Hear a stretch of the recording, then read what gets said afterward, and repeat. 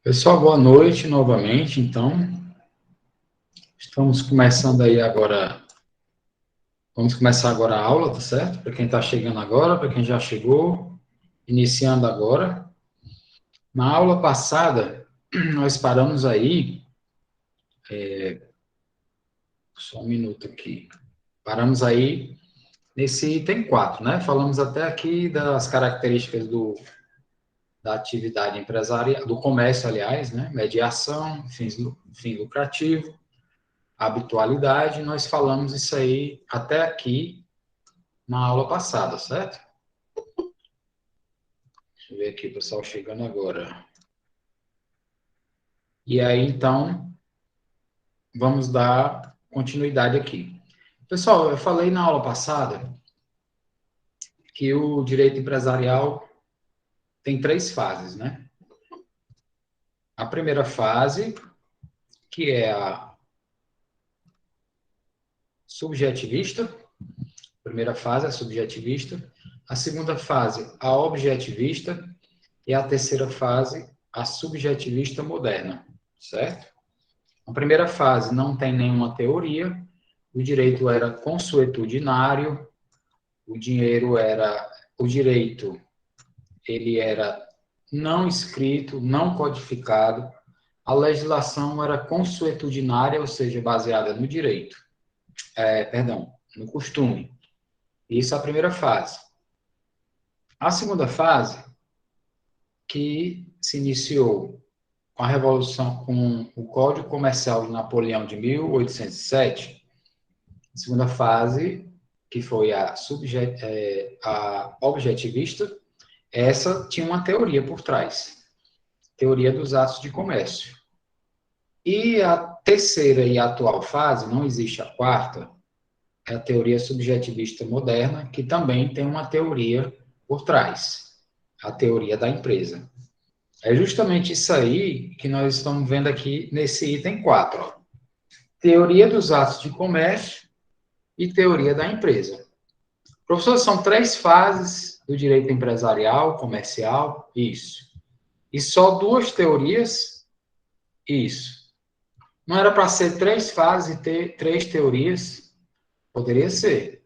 Então, por que está 3 fases e só 2 teorias? Acabei de falar, porque a primeira fase não teve teoria nenhuma. Era só o costume. Nem sequer lei escrita tinha. A segunda fase tem uma teoria e a terceira e a atual fase tem uma teoria também, certo? Esse é o motivo.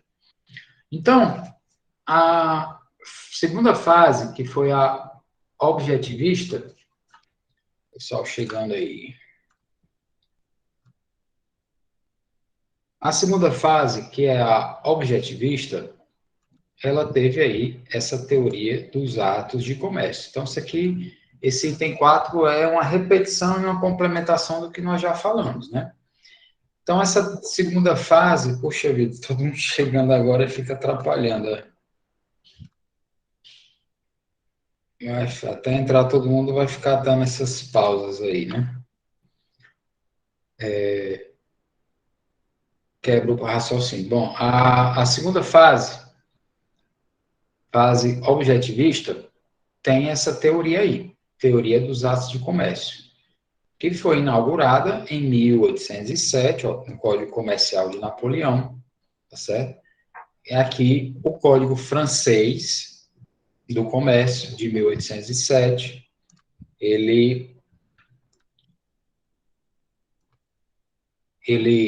como nós falamos, tentou utilizar o lema da Revolução Francesa, liberdade, igualdade e fraternidade. Pessoal, se eu estiver dando essas paradas aí, é para aceitar a entrada de quem está chegando atrasado, certo? Que fica atrapalhando a aula. Então, vocês têm aí uma paciênciazinha aqui que eu tenho que mudar a tela e aceitar quem está chegando atrasado, né? Já são 9h36, tem um bocado de gente atrasada aí.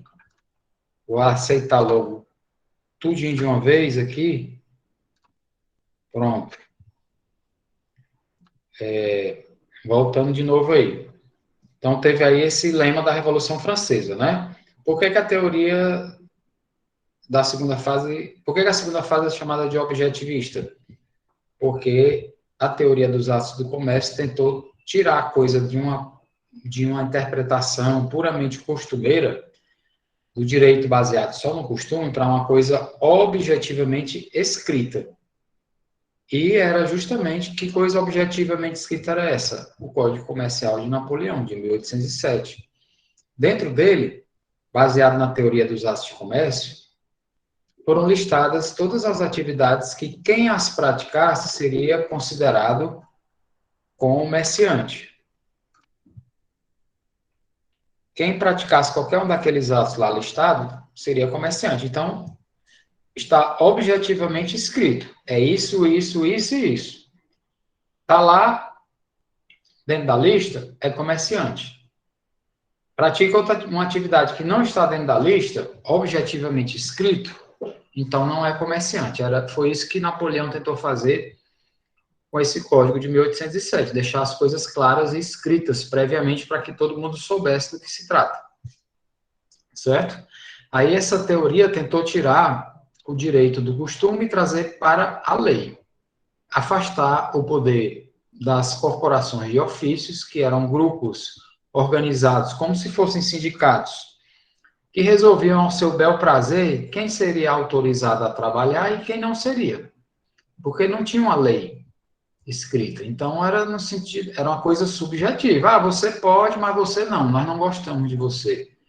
Ou você não pertence ao nosso grupo e nem vai pertencer, portanto não vai trabalhar aqui nessa região ou nessa cidade. Era assim antes, né? E aí, quando passa a ser baseado na lei, a lei, teoricamente, é igual para todos. Então, esse foi o objetivo da teoria dos atos de comércio. Ampliar o leque de atividades e de pessoas que poderiam praticar, tornar o regramento claro e estável, trazer estabilidade jurídica para que o comércio crescesse, certo? Então, a qualificação da pessoa, se é amigo, se é inimigo, se é do pensamento A, B, C ou D, isso aí não importava pela teoria dos atos de comércio. Bastava que a pessoa praticasse aqueles atos. Assim, ela automaticamente já poderia ser considerada comerciante, tá certo?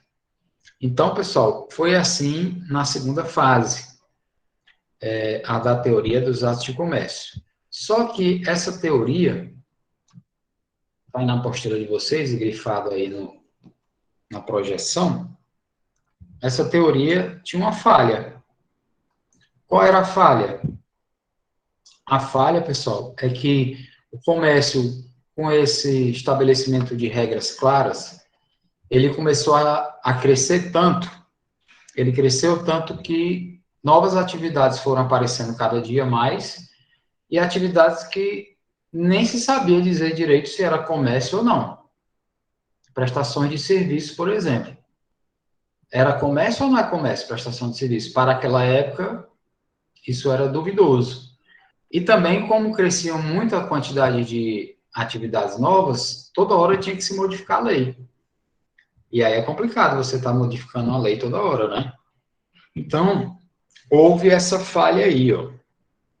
A dificuldade de definir claramente quais eram exatamente os atos que eram de comércio e os que não eram. E ainda atualizar a lei toda hora. Então, por conta disso, essa segunda fase foi superada. E veio a terceira fase do direito comercial, que agora deveria se chamar direito empresarial, porque agora na terceira fase, adota uma teoria que é a teoria da empresa. Então, a partir da terceira fase, o direito deveria ser chamado só direito empresarial e não mais direito comercial. Mas hoje em dia chama-se como? Das duas formas dá certo. Os autores usam como sinônimos. Direito comercial, barra empresarial, ou um ou outro, mas ao pé da letra mesmo, o certo seria só direito empresarial. Por que, professor, que o certo seria só direito empresarial? Porque a fase atual, que é a terceira, não adota a teoria dos atos de comércio, adota a teoria da empresa, então o direito é direito empresarial, é isso? E porque a segunda fase ficou superada e porque a atividade de empresa não é só comércio.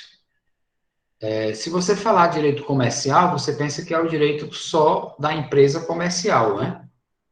Mas nós temos empresas que não são comerciais, empresas de outras áreas de atividade econômica. Alguém aí poderia dizer quais são as outras duas áreas de atividade que não empresarial que não são econômicas? Aliás, que não são de comércio? Alguém aí se Construção arrisca? civil? Construção civil. A construção civil, ela dá uma, ela tá certo, tem razão. Construção civil, ela não é comercial. A construção em si, ela não é comercial. Ela é o quê, pessoal? O Ela é uma serviço. prestação de serviço. Não é considerado, não, certo? Prestação de serviço. Ó, vou tentar dar uma dica aqui, tá? Pode chutar mesmo, não tem problema, não. Nós temos atividade de comércio, atividade de tal coisa e atividade de tal coisa. Comércio falamos já. E as outras duas? As outras duas poderiam ser o quê? Comércio, tarará e tarará. São essas Indústria. três áreas aí. Indústria, falta Vai uma. falar. Ó, comércio, indústria e a terceira. Não, no caso, não seria Super comum prestação aí, de pessoal. serviço. Prestação de serviço. É porque Prestação você falou construção civil, eu não sei se foi você que falou, construção civil. de serviço. Construção civil, ela se encaixa na indústria, certo? É a indústria da construção civil. Uma empresa que é de construção civil, ela é considerada como empresa industrial. Agora, se ela constrói e ainda comercializa o que constrói, ela juntou aí dois ramos, né? Ela é empresa industrial e comercial. E se ela constrói, vende e ainda presta serviço, por exemplo, de paisagismo, decoração, móveis e etc. Aí ela juntou, fechou o ciclo, né? Juntou tudo. Indústria, depois comercialização e depois prestação de serviço, tá? Pode ser só uma, pode ser duas, pode ser três, pode ser a mistura delas aí, ok? Por isso que hoje é mais correto dizer direito empresarial, porque empresa abrange indústria, comércio e prestação de serviço. Enquanto que se você falar direito comercial, você está excluindo as outras duas, você está dizendo que é o direito só do comércio, direito comercial. E as empresas são só de comércio? Não. Comércio, indústria e prestação de serviço. Por isso, o nome correto hoje é direito empresarial. Mas os livros, os autores continuam usando os dois termos como equivalentes, ok? Aí, então, vocês ficam sabendo disso e podem optar da forma que quiserem. As duas denominações dão certo. O direito de empresa, a teoria da empresa, ela começou em 1942 na Itália, Código Civil Italiano de 1942. Por que veio a teoria da empresa? Porque a teoria dos atos de comércio não conseguiu acompanhar a evolução do comércio. Então, agora, no lugar de... Espera aí que está chegando alguém agora. Pedro Tiago. No lugar perdi aqui. Sim, a teoria dos atos de comércio tentava listar todas as atividades, não é isso? E ficou difícil listar todas as atividades. Então, a teoria da empresa veio para substituir a teoria dos atos de comércio e dizer que, no lugar de tentar dizer todas as atividades, é melhor dizer só que empresa é toda a organização que exerce a atividade de empresa. Ah, é isso, professor? É. Mas não disse nada, né? Rodou e não disse nada. É, porque aí você tem que considerar que você sabe qual é o conceito de empresa, certo? Então, o que é a empresa? Empresa é uma organização, isso tem na apostila aí, lá na frente vocês vão ver. Empresa é uma organização que exerce atividade econômica, organizada, registrada, com fins lucrativos, para a produção de riquezas e circulação, atuando nos ramos da indústria, comércio e prestação de serviços. Estou dando, assim, um conceito de cabeça, tá? Aí na apostila tem outros, mas isso é que é a empresa. Aí, qualquer coisa que a lei permitir, cabe dentro da teoria da empresa. Não precisa ficar mudando a teoria em si, porque agora, no lugar de você eleger, digitar, citar todos os atos de comércio, você diz que empresa, qualquer organização com fins lucrativos, devidamente registrada, que exerce atividade econômica de forma profissional, legal, para a produção e circulação de riquezas. Pronto, isso é uma empresa, ok? Tem algumas palavras-chave aí, né? Organização, registro, fins lucrativos, profissionalidade. Tem alguns detalhes aí, né? Certo? Então, pessoal, deixou-se de lado, pela teoria da empresa, a listagem dos atos do comércio e as corporações de ofício, e entrou aí a figura da empresa, que é essa atividade econômica, e a figura do empresário, que é a pessoa que exerce atividade de empresa. Quem é a pessoa que exerce atividade de empresa? É a pessoa física que exerce atividade de empresa ou a pessoa jurídica. Professor, tem pessoa física que é empresa? Toda empresa não é obrigatoriamente pessoa jurídica, não?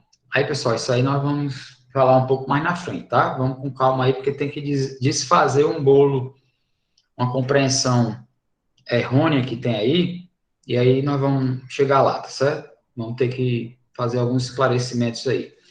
Quem é o empresário? Tá aí aqui o conceito, ó, de empresário, que é igual ao conceito da própria empresa.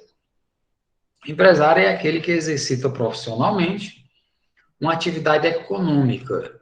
Falei na aula passada o que significa atividade econômica. Alguém se lembra aí o que significa, o que quer dizer atividade econômica? Alguém lembra aí ou chuta?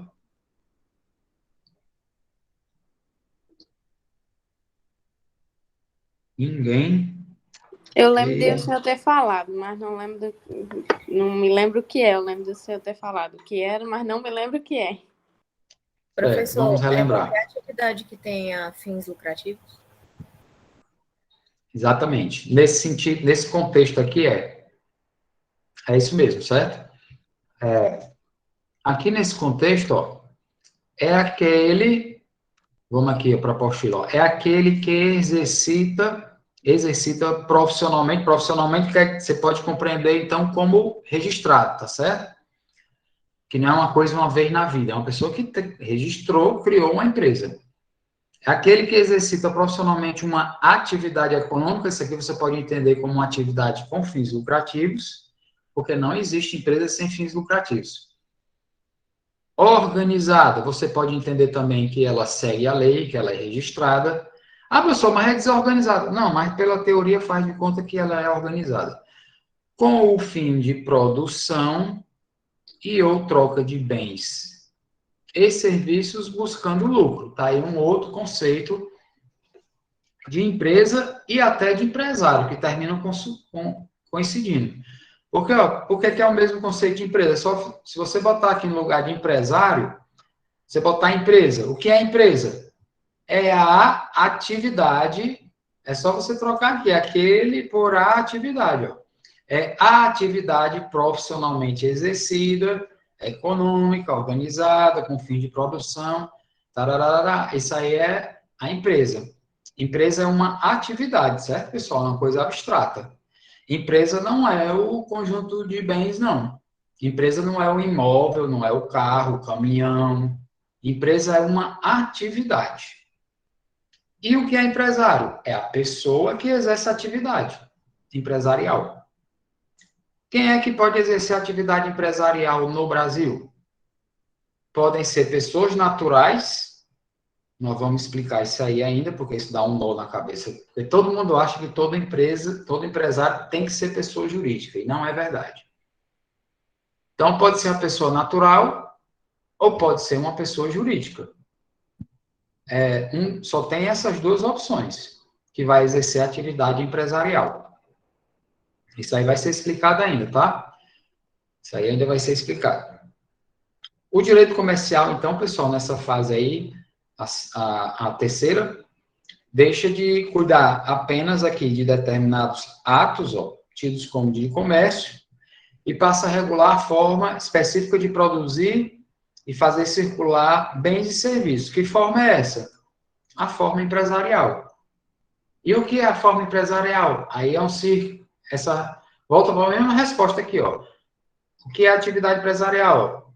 É a atividade exercitada profissionalmente, é a atividade econômica organizada com fins de produção e troca de bens e serviços. Então, o conceito de empresa e de empresário são praticamente a mesma coisa, certo? Alguém quer perguntar alguma coisa, pessoal, até aqui? Ou nós vamos passando para frente aí? Deixa eu ver aqui, alguém que escreveu. É Naftali ou é Naftali? Me responda aí, por favor, o nome, a pronúncia. É Naftali, a primeira pronúncia. Naftali, né? Tá certo, Naftali. Eu fiquei... Naftali, ok. Você tinha respondido aqui, né? Eu não tinha visto, certo. Então, é indústria, comércio e serviço. Voltando aqui. Então, nenhuma pergunta, né? Até aqui, podemos passar para o item 5, né? Se vocês tiverem perguntas, vocês podem ir interrompendo a aula e perguntando aí, tá, pessoal? Se escrever e eu não vi, entra com voz mesmo, porque eu estou aqui, às vezes, acompanhando aqui pela apostila e não vejo, tá? Fontes do direito comercial / empresarial. Pessoal, o que é fonte de alguma coisa? De qualquer coisa? É a origem, né? É de onde vem aquilo ali. O direito é dado pela natureza ou é uma criação humana? Direito é uma criação humana, né? O direito é uma criação ou é uma descoberta? O direito é uma criação. Qual é a diferença entre uma descoberta e uma criação? A criação se origina a partir da inventividade ou da invenção humana. A descoberta é algo que existe na natureza e o ser humano vai lá e encontra, descobre. Estava coberto, ele foi lá e descobriu, mas ele não criou. Isso é a diferença entre descobrimento e criação. O direito comercial é uma criação humana. Fonte, então, significa a nascente, a origem, o manancial. Fonte do direito empresarial é o que nós estamos vendo aqui. Segundo os estudiosos, tem duas categorias de fontes.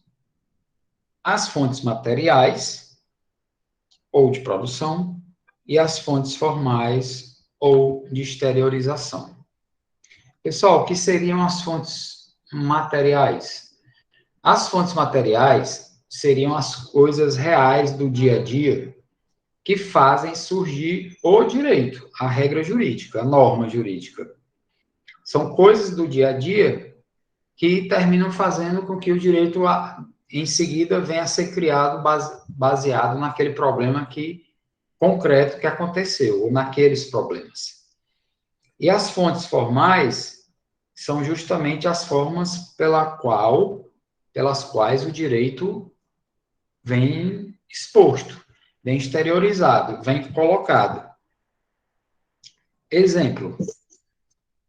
Tem alguém chegando agora, peraí.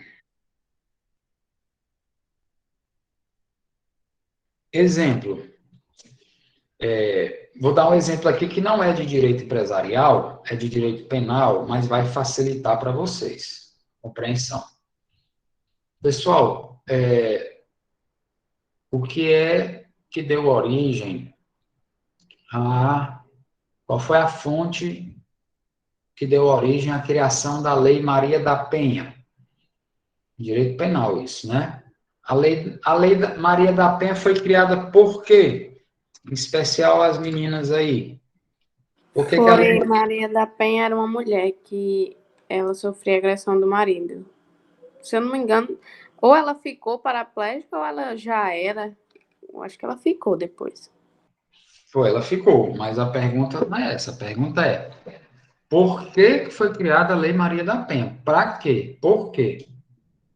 Professor, eu acredito que seja em virtude do grande número de agressões a mulheres e principalmente ao estopim que foi o acontecimento com a Maria da Penha, né? Que ela levou uma surra do marido, namorado, alguma coisa do tipo, e ela ficou, virou cadeirante, né?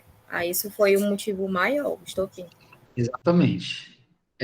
Então, o que levou à criação da Lei Maria da Penha? A violência contra a mulher. E como você falou, num caso mais específico ainda, a violência contra a Maria da Penha, que é essa mulher, né? Por isso que recebeu esse apelido, a lei.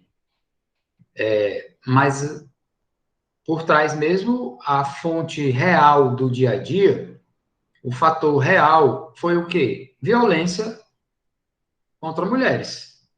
Não é isso? Isso aí é a fonte material da Lei Maria da Penha. Ok. Mas a Lei Maria da Penha é uma lei, não é? Não é uma lei? O nome já está dizendo, Lei Maria da Penha. É uma lei. A lei é uma coisa formal ou é uma coisa informal? Hein? A lei é uma coisa formal ou é informal, pessoal? É formal. É formal. Por que é formal? Porque existe uma formalidade para a criação da lei. Não é assim de chegar, ei, menino, anota aí, que a partir de hoje é proibido não sei o que. O outro chega, não, isso aí não, bota não sei o que aí que fica mais bonito. Não, bota não sei o que, espeta chibatada para quem bater na... Não é assim, né, que uma lei é criada. É um processo legislativo, não é isso? Onde ocorre votação, quórum, modificações, novas votações, e assim por diante, até a promulgação, a publicação, existe todo um formato, uma formalidade. Então, a lei, pessoal, é fonte de direito? O direito vem da lei? A lei cria direito? A lei é fonte de direito? É. Quando você quer saber hoje seu direito e sua obrigação, você vai olhar onde? Em primeiro caso, nas leis, né? Nas leis em sentido amplo, mesmo que não seja uma resolução, um decreto, ou até a Constituição, você vai olhar na lei. E a violência contra as mulheres foi fonte do direito, nesse exemplo que eu dei? Foi. Foi uma fonte material, real, concreta do dia a dia, que levou o legislador a criar uma lei. Tá certo? A lei que criou a EIRELI, que já nem existe mais, já foi substituída pela SLU, que nós vamos ver ainda. Por que foi criada a EIRELI, Empresa Individual de Responsabilidade Limitada? Porque as pessoas queriam exercer atividade empresarial sozinhas, sem sócios, né? Com responsabilidade limitada. E não existia, só existia com responsabilidade ilimitada. Vamos explicar ainda qual é a diferença de uma coisa para outra. Mas falando logo rapidamente, a responsabilidade ilimitada, ela é perigosa porque todo o seu patrimônio pode ser tomado para pagar as dívidas da empresa. E a responsabilidade limitada não pode entrar no patrimônio pessoal do sócio ou do titular da empresa. Só pode pegar o patrimônio da própria empresa, certo? Eu acho que é o Jairo que está com o microfone ligado aí, Jairo. Dá uma olhadinha aí. Pronto, obrigado. Estava dando uma interferênciazinha aqui. Certo, pessoal? Então, As fontes materiais, tranquilo, né? Tá aqui, ó. Fatores sociais, psicológicos, econômicos, históricos, políticos, etc. Que concretamente levaram à necessidade da criação da lei. Aí os fatos aconteceram, resolveram criar a lei. A lei tem que seguir todo um processo para ser criada. Então, a lei é a fonte formal, né? Não é fonte material, ela segue uma formalidade. Ok? Aí, a fonte formal é a maneira como o direito é externalizado. O veículo do direito é a lei, a principal, né? Fonte formal. Mas existem aí existe aí uma subdivisão. Fontes formais primárias, ó, tá aí na apostila, e secundária. Pessoal, o que é uma coisa primária e o que é uma coisa secundária? Uma coisa primária, o nome está dizendo, vem em primeiro lugar, né? Ok, Jário, sem problema, viu? Qualquer coisa primária é porque vem em primeiro lugar. Secundária em segundo lugar, né? Você aí, vamos supor que existisse isso. Lógico que não existe, né? A pessoa ter o cidadão, vamos dar exemplo de um cidadão, ele ter duas namoradas, né? A primária e a secundária. Claro que isso não existe, né, pessoal? Ou a menina tem dois namorados, ou sei lá o quê. Aí, a primária é a Professor, principal. diga que existe, viu? Que é isso, Stephanie? Não existe isso, não. Isso é louco, esse tipo de coisa não existe, não. O pessoal é muito correto. Isso aí é coisa de filme só, viu? Essas coisas aí não existem, não. É folclore. Aí a pessoa tem lá, vamos supor, no filme de ficção científica, em altíssimo grau de ficção, tem duas namoradas ou dois namorados. O primário e o secundário. O primário é o principal. No dia que deu o BO, deu errado, não deu certo com o primário, aí ele liga para a secundária. A namorada secundária para resolver o problema, né? Ou o namorado secundário. Então, primário vem em primeiro lugar. Secundário só vem depois. Aí assim você não esquece mais, um exemplo lindo desse, você não esquece mais aí o que é fonte primária e o que é fonte secundária. Qual é a mais importante? É a primária. Professor, mas eu gosto mais da minha namorada secundária do que da primária. Não, então ela não é a secundária, ela é a primária e a outra que é a secundária, né? Você está só confundindo as bolas aí, cuidado para não se entregar. Certo? Não trocar os nomes das criaturas ou dos criaturos. Ok? Então, quais são as fontes formais? Formais seguem a formalidade. Primárias. Está aí na apostila de vocês, ó. A lei, está aí, eu vou grifar aqui de novo, já está sublinhado, eu vou grifar, ó, a lei e os contratos. Contrato é lei, é fonte de lei também, professor? É sim. Quando você é fonte de lei, não, perdão, fonte de direito, né? É sim, pessoal. Quando você assina um contrato, você não é obrigado a seguir o que tem lá? Os seus direitos e obrigações? Então, é fonte de direito. Direito / obrigação, não é isso? Um contrato é também. A lei, mais ainda, né? Exemplos aí. A Constituição Federal é fonte de direito? É. É a principal fonte de direito do ordenamento brasileiro. As leis, fonte de direito. Decreto, atos do Poder Executivo. Aí são normas, são lei em sentido amplo, certo? Aí, por último aqui, ó, dentro das primárias, colocamos os contratos. Contrato é fonte de direito? É. É fonte primária ou secundária de direito?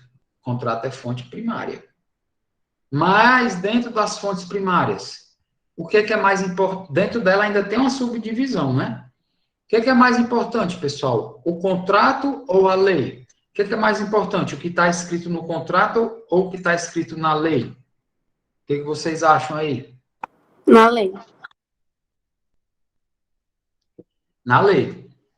Se você faz um contrato que é contra o que está escrito na lei, o que acontece com esse contrato?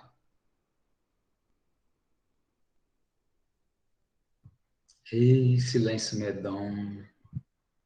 Ave Maria. Eu acho que o contrato não vai mais valer, né? Você está dizendo isso aí, o Max está dizendo também. Pessoal, nesses primeiros dias eu tento trazer vocês a participação, né? Eu sempre tento, mas só explicando aqui que geralmente depois o pessoal não responde mais nada, aí eu desisto, sabe? Eu só dou aula mesmo e pronto. Mas ainda vamos aqui, já tem 2 almas aí, 2 almas empenhadas participando. Olha aí, o Jairo também, já são 3. Tá bom demais. Daqui para o meio do semestre só fica eu falando sozinho pro computador. Vamos ver se essa turma vai ser diferente. Acho que não. Pessoal, o contrato não pode ser contra a lei, porque o que é mais importante é a lei. O contrato que é contra a lei, ele é o quê? Ilegal. Se ele tiver gravemente contra a lei, ele é todo inválido. Se ele tiver uma cláusula ou outra que é contra a lei, e aquela cláusula não for extremamente importante, aí é só aquela cláusula que é considerada ilegal e o resto do contrato pode sobreviver, devendo sempre ser consertado para evitar a ilegalidade, tá certo? Então é isso aí que acontece. E aí nós estamos vendo fontes formais, né? Quais são as primárias? As leis em sentido bem amplo e os contratos. E as secundárias, pessoal? Aquelas que entram em ação quando você lê a lei, lê o contrato e ainda ficou na dúvida para saber qual é o seu direito, qual é a sua obrigação, como deve entender aquela situação concreta, o que pode, o que não pode. Aí você pode apelar para as fontes secundárias. Quais são? Costume do local. Costume vale, pessoal, vale se não for contra a lei. E, especialmente se ele for registrado na junta comercial como um costume arraigado e que a própria junta comercial reconhece, o que é muito raro, né? Mas pode. A doutrina é fonte do direito? É fonte secundária. Doutrina é a opinião dos estudiosos do direito sobre determinado assunto de determinada área do direito. É a opinião dos estudiosos. A jurisprudência, o que é? É o entendimento dos juízes e dos tribunais. Vamos supor, o STF sempre diz que tal coisa é assim. Você já sabe que a obrigação, quem disse o comércio vai abrir ou não nos locais, sempre são os estados e os municípios, e não o Poder Executivo Federal. O STF já disse isso. Então, você já sabe que a jurisprudência, ou seja, a compreensão do STF sobre determinado assunto é aquele ali. Analogia. Analogia é a comparação. Às vezes você não tem uma lei, uma norma específica para um caso, mas tem uma lei para outro caso que é bem parecido.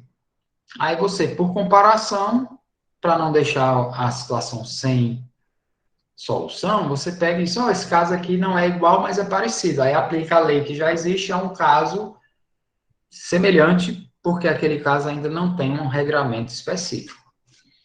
E os princípios gerais do direito, que são enunciados, conhecimentos amplos, ditames amplos e gerais,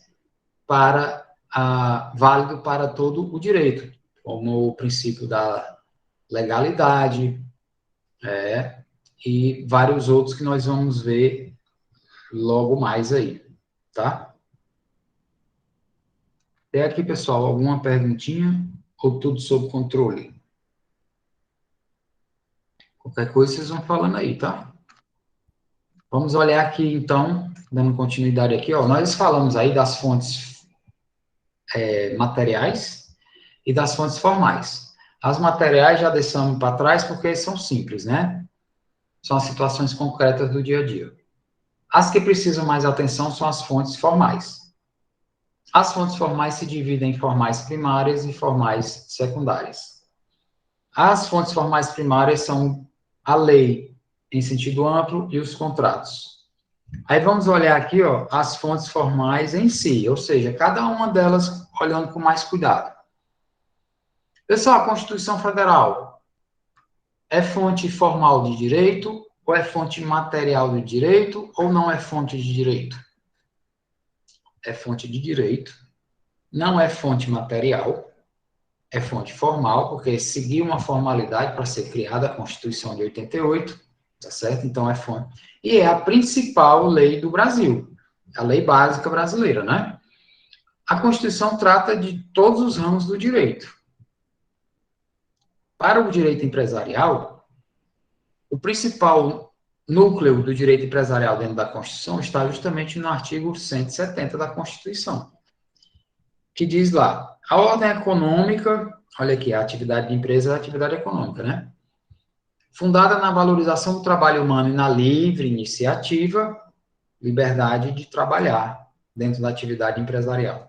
Tem por fim assegurar a todos a existência digna, conforme os ditames da justiça social, observados os seguintes princípios. Princípios são normas amplas, sem muito detalhamento. Aí ele vem dizendo vários aqui. Soberania nacional tem a ver com atividade empresarial? Você pode dizer que tem, porque se um Brasil, país, tiver um bom desenvolvimento empresarial, fortalece a soberania do país, o país como um todo, então fortalece a soberania, mas não é diretamente ligado, né? A atividade empresarial. Mas a propriedade privada está ligada diretamente à atividade empresarial? Tá, sim. Pessoal, os bens das empresas são públicos ou são privados? Os bens das empresas, como regra geral, são públicos ou privados?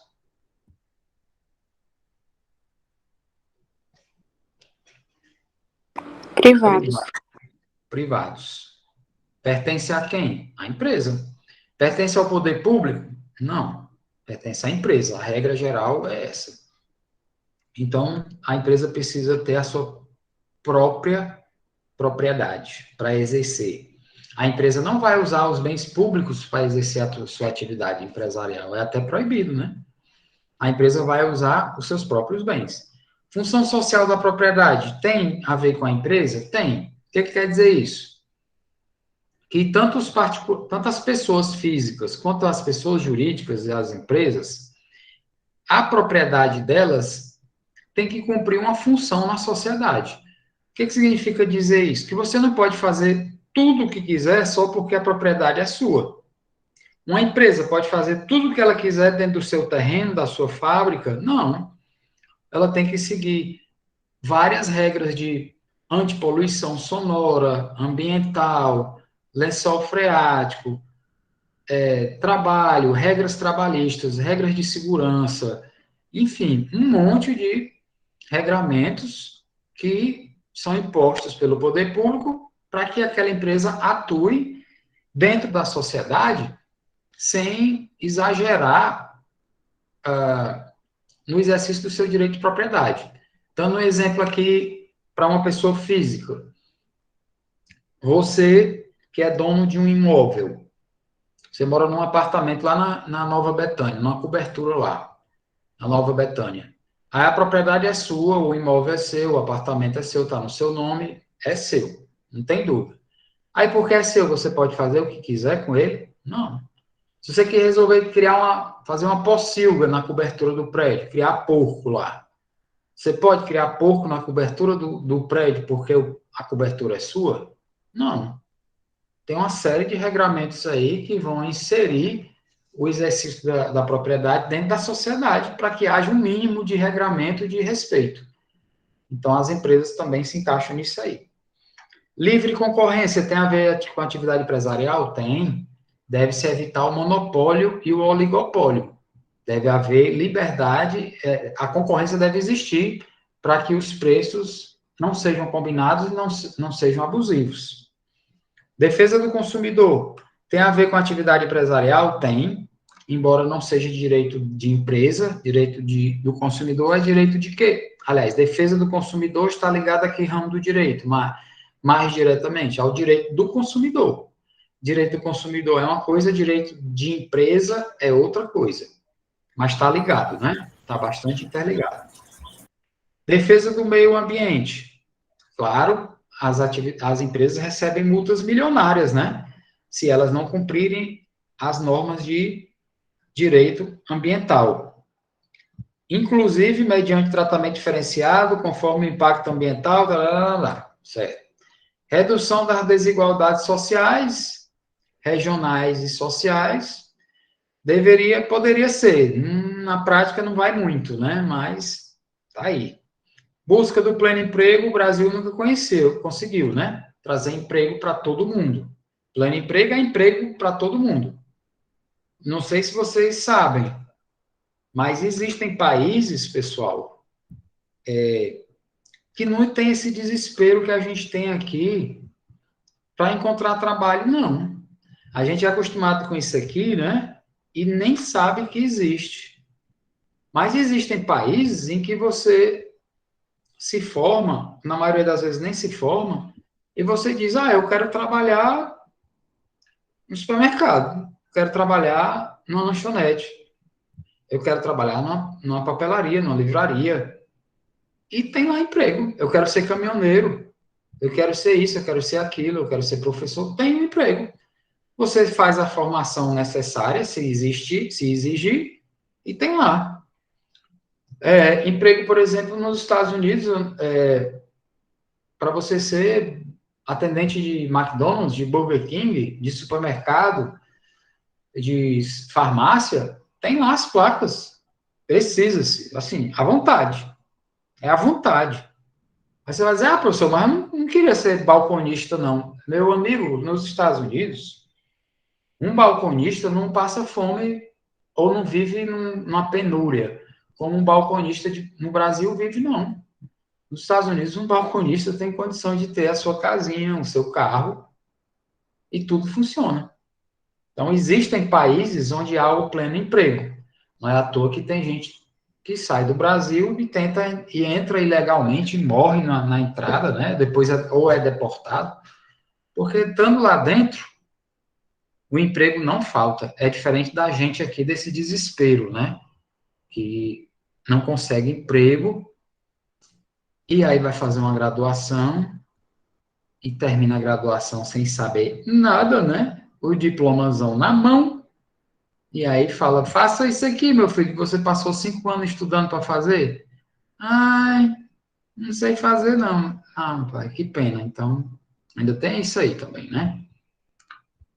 Logicamente que nessa turma, todo mundo que está aqui vai estudar de verdade, vai se formar sabendo contabilidade, né? Não tenho certeza que ninguém aqui quer só a nota, só o diploma para se livrar, né, pessoal? Não, tenho certeza que isso também só acontece em outros lugares do mundo aí. Aqui na UFESA, ciências contábeis, não.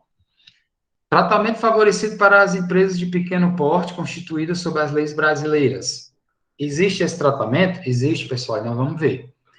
As microempresas e empresas de pequeno porte, elas realmente têm um tratamento diferenciado, tratamento facilitado, exatamente, pelo MEI. O MEI é um exemplo, né? Nós temos aí o Estatuto da Micro e Pequena Empresa, que nós vamos ver o que é, que todas as empresas que se encaixarem nela, não só o MEI, terão facilidade de pagamento de tributos, redução de tributos, crédito facilitado, juros mais baixos, preferência em licitações e uma série de coisas, tá? Vamos ver ainda isso aí lá na frente. E aí, então, parágrafo único, é assegurado a todos o livre exercício de qualquer atividade econômica. Então, está incluída aqui a atividade de empresa, tá certo? Independentemente de autorização dos órgãos públicos. O que ele quer dizer aqui não é que você pode fazer sem pedir qualquer autorização, não. O que ele quer dizer aqui é que se você cumprir os regramentos públicos, aí a autorização é obrigatória, tá, pessoal? Isso aqui está mal escrito. Está na Constituição, mas está mal escrito, porque a autorização a gente precisa, né? Só que basta você seguir os requisitos que não tem como o poder público dizer, olha, você seguiu todos os requisitos, mas mesmo assim você não vai fazer a sua empresa. Não pode, né? Se você atende tudo, então a autorização é obrigatória. É isso que isso aí quer dizer, tá certo? Da forma que está escrito aí, dá a entender que você pode criar uma empresa amanhã na sua casa e não precisa de autorização nenhuma. É errado. Precisa sim de autorização. Falamos aí da Constituição. Abaixo da Constituição, qual é a outra lei mais importante? O Código Civil, que dentro dele tem o direito de empresa, que é o título 2. O direito de empresa está lá. Abaixo do Código Civil, sobrou ainda o Código Comercial na parte que ficou vigente só sobre direito marítimo, que nós não vamos estudar. Aí tem as leis especiais comerciais, depois tem os contratos, né, que nós já falamos. Contrato é contratar, é tratar com. Ó, contrato é tratar com. É o trato com. Certo? É tratar com alguém. E aí, pessoal, aqui nós vimos, então, as fontes formais primárias, não é? E vai ficar, para a próxima aula, as fontes formais secundárias. Ok? Alguém gostaria de perguntar alguma coisa aí? Fazer alguma observação antes da gente finalizar a aula? Quem chegou hoje pela primeira vez, pessoal, eu combinei com a turma, expliquei que as aulas serão curtas, para ver se vocês têm paciência de assistir, e mesmo as aulas sendo mais curtas do que o que poderiam ser, será o suficiente para a gente ver todo o conteúdo, tá certo? Então, não se preocupem que o professor não está enrolando para não dar aula e deixar vocês sem verem a matéria, tá? Isso aí tá tranquilo. Alguém quer perguntar alguma coisa, pessoal? Não, né? Então, obrigado a vocês aí pela atenção. Boa Tranquilo, noite. professor. Até agora, nenhuma dúvida. Tá bom, Stephanie. Então, pessoal, boa noite para vocês. A aula vai ficar gravada. Eu vou colocar depois o link para vocês no grupo do WhatsApp. Terça-feira a aula é gravada, ela não é síncrona, ela é assíncrona. E aí eu boto também e disponibilizo, ok? Então, deixando aqui um abraço para vocês e finalizando. Boa noite. Tudo de bom para vocês. Até mais.